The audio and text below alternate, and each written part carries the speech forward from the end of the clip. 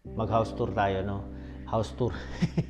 Kasi marami rin naman nagtatanong kung maganda raw ba rito sa ano na to, sa tinutuluyan namin ngayon. Tingnan natin.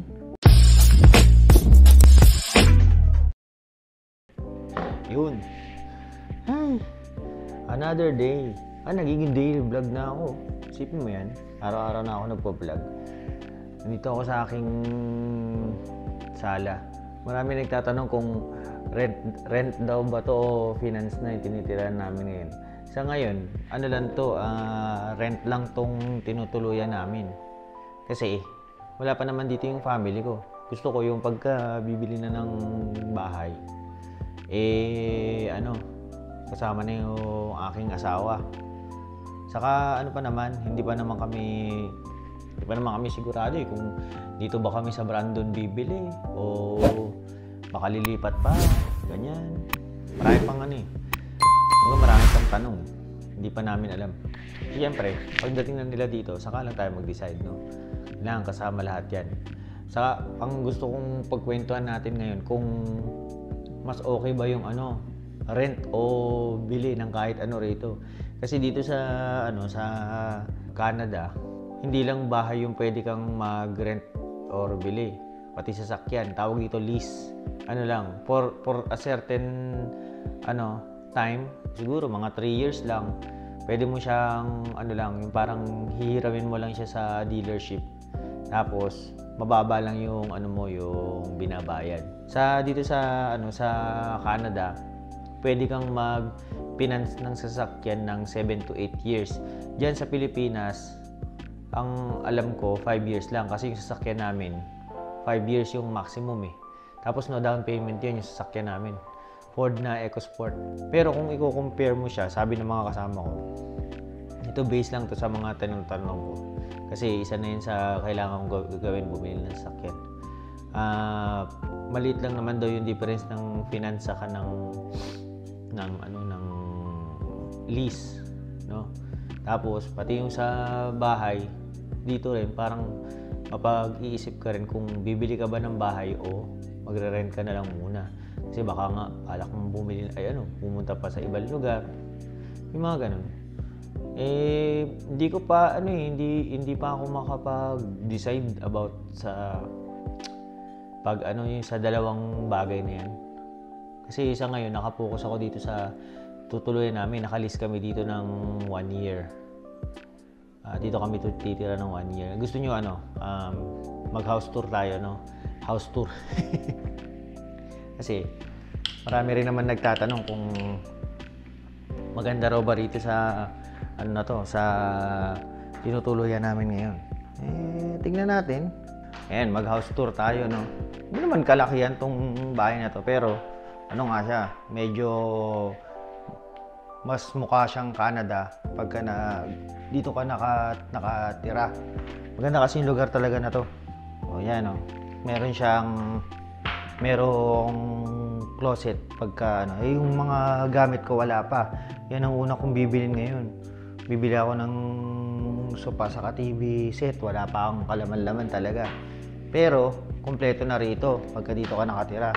Itong sa entrance, pagpasok mo, meron ka agad mga ganda, lalagyan ng mga jacket, ganyan, mga sapatos. Kasi syempre pagka winter, paggamit mo ng winter jacket, lalagay mo lang dyan. Ayan.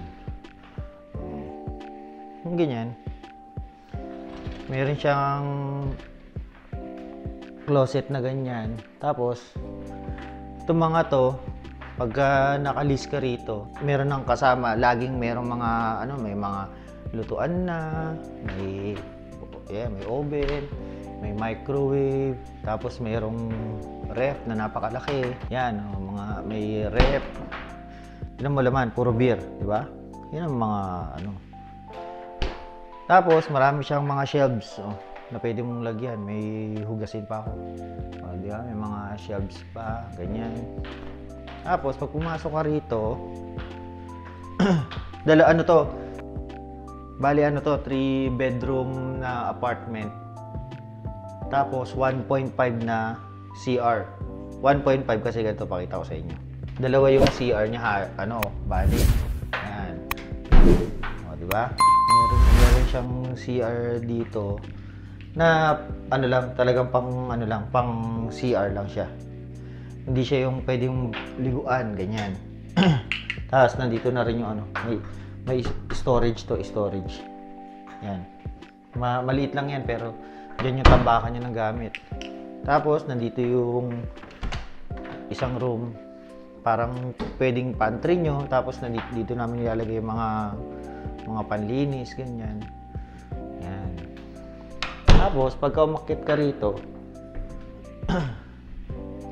nandito yung tatlong bedroom. Ito yun, dito si Jasmine eh. Yan, Jasmine. Tapos ito yung isang bathroom. Dito na-excite yung aking anak. Yan o.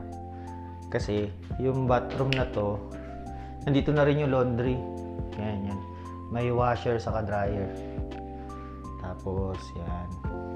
Tapos meron kasi siyang may bathtub siya. Diyan na rin yung liguan eh, sa bathtub na yan. No? Tapos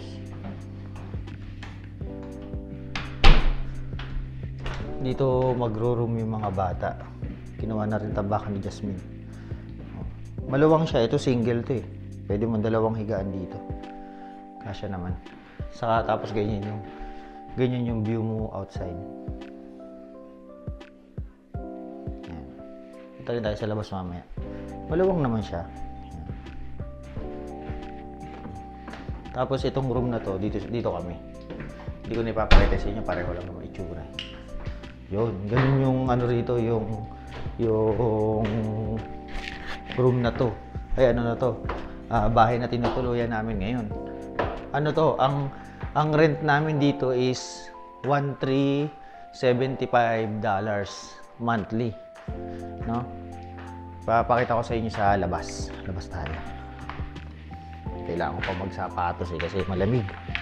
Malamig sa labas. Minus yata ngayon? Minus 11. Yeah.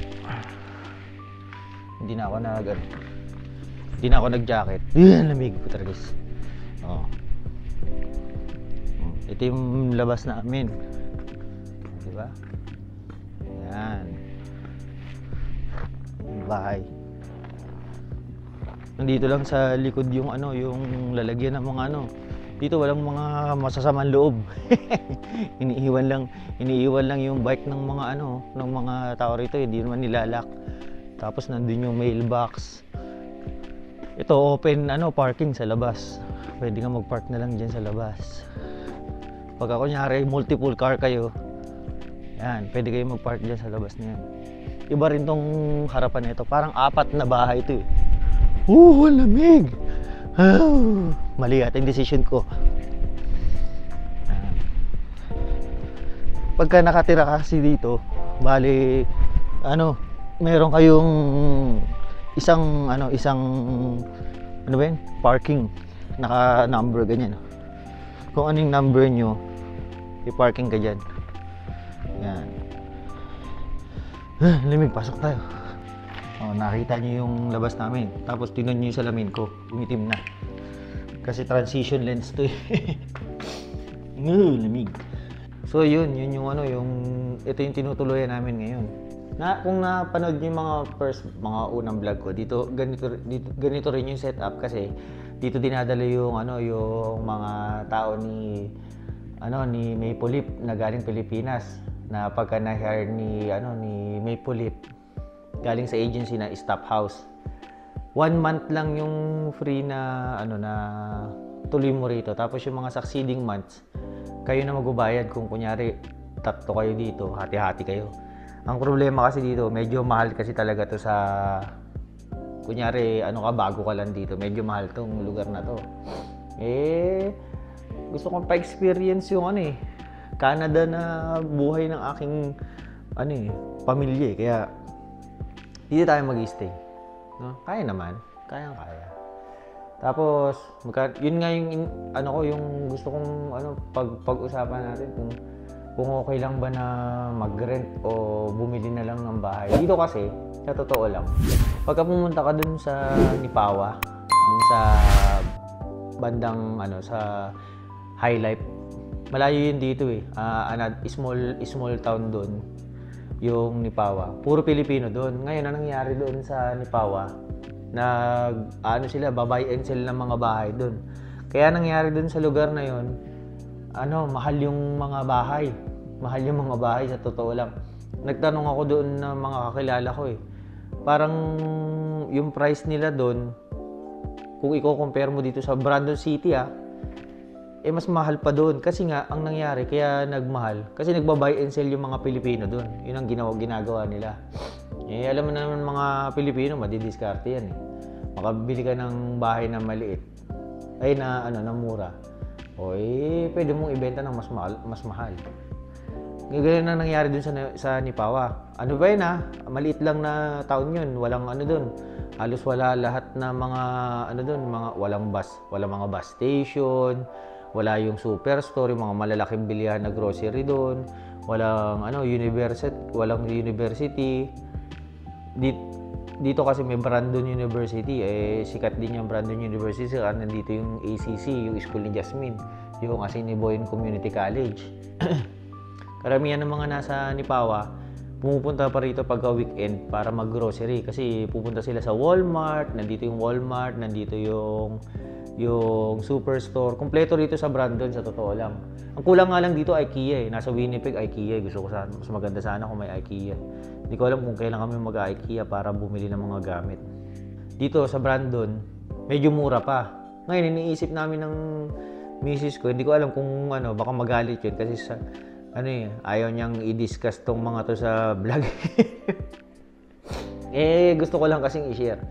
Kasi kunyari, dito, sa rent dito, magre-rent ka ng 1,350 na rent, ganitong bahay. Ngayon, pagka bumili ka ng bahay na may mga mabibili ka pa rito ng mga nasa 150,000 to 250,000 na dollars na bahay. Matino na siya. Ngayon, pwede mo na siyang, pagka ka raw doon, nag-mortgage ka na, ang ginagastos lang, ang babayaran mo lang, nasa 1 to 1.5 lang din. Yung overall na bayad. Halos pareho lang din ng mo rito, ng binabayad mo sa rent. Kaya ngayon, mapag-iisip ka, bakit ka pa magre-rent kung pwede ka namang bumili ng bahay na pareho lang din naman yung ipipresyo. Sa ngayon kasi, sa akin, kaya ako napag-desisyonan na mag-rent muna kasi baka kasi hindi rin magustuhan ng wife ko rito. Kasi nga, alam mo naman, nasa city kami dyan sa Pilipinas, nasa may Makati kami, malapit kami sa BGC. Maraming mga galaan na maraming pwede mong mga kainan, ganun. Kaya nga sabi ko sa kanya, huwag siya masyadong mag-expect pagka nandito na siya sa Brandon City kasi hindi katulad ng Makati na lalabas ka lang, marami ka na mabibiling pagkain, nakikita mo yung mall na pinupunta namin dito, yung Shoppers, walang kabuhay-buhay. Lang siya, may mga kainan siya, kaya lang maliit lang. As in, maliit lang na dito kasi hindi yung mall na malaki. Merong mall na malaki dito sa may Winnipeg, kaya lang 2 hours away kami sa Winnipeg, kailangan mo pang i-drive. Pero yun sinasabi ko nga sa wife ko na ibabaan mo yung expectation mo dito sa sa Brandon City. Parang parang alam mo yung parang province na kahit sabi nila city, parang province pa rin yung dating sa akin kasi hindi hindi siya yung maraming pwedeng galaan, no? Pero ang maganda lang dito kung i-compare mo siya sa Nipawa. Dito kasi may mga na rito, bus. Parang pwede kang mag-commute. Hindi tulad sa Nipawa na kailangan mo ng sasakyan. Dito, may may mga ruta yung mga bus. May mga video sa mga first video ko. May mga video kami na nagbabas pa kami nung unang buwan namin dito. Pwede ka naman magpaikot-ikot dito sa Brandon na nakabus. Pagka wala ka pang sasakyan. Pero mas maganda talaga may sasakyan ka kasi yung iba naman hindi na-access ng bus tapos kailangan mo pa maglakad. No, napunta na, ang layo na natin. Sa akin kasi na ko nga na mag-rent na muna. Kasi Hindi pa naman ako pwedeng pwede pa, sa ngayon hindi pa, pwede na akong kumuha ng bahay, kaya lang mas maganda pagka nandito na yung asawa ko, mas malaki yung makukuha namin na bahay. Tapos, isa pang factor, hindi pa namin talaga mapag-decidean kung dito kami talaga mag-i-stay sa Brandon. Kasi pwedeng pumunta kami sa Alberta, maganda sa Alberta, sa totoo lang. Tignan natin, no, sa mga future videos ko, kaya abangan nyo yung mga ito na yung exciting part ng ng buhay dito yung talagang start na ng ng buhay, as in life begins at 40 talaga no, kasi dito magbi-build na ng family. Ang saka maganda pala dito sa lugar na to, itong Tracy, malapit na yung elementary saka yung high school dito, no? Kaya napili ko rin dito. Parang walking distance lang yung rito, yung school dito. Kaya napili ko dito. Saka maganda talaga yung lugar, no? Ewan, hindi ko alam kung anong tungkol to sa video na to, rent o bili. Yan, tungkol sa bahay. Hindi ko rin alam kung magli-lease ba ako ng sasakyan o magpipinance na ako.